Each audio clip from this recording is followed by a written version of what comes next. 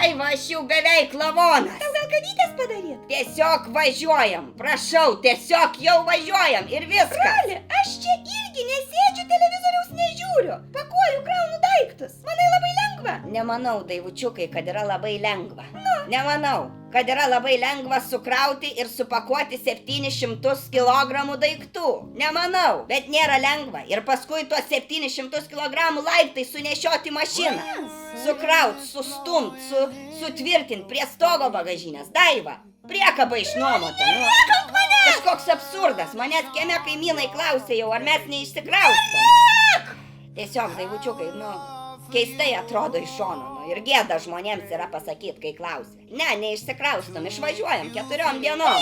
5, Roli, 5. Šiandien dieną jau pramazinom, Daiva, kol nuvažiuosim, kol išsikrausim ten, jau naktis bus. Koks skirtumas, Roli, tie kaimynai? Nuo kada tau rūpi? Tai ir važiuojam, pailsėt. Pailsėt? Pailsėt nuo visko.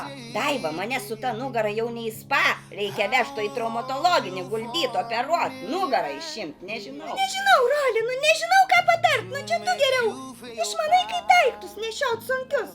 Pasisaugok, jeigu skauda nugarą, tai pabandyk tiesiog rankomis. Tiesiog rankomis pabandyk, ar nesigauna. Ką? But I would never do you wrong. I've known it from the moment that we met. No doubt in my mind.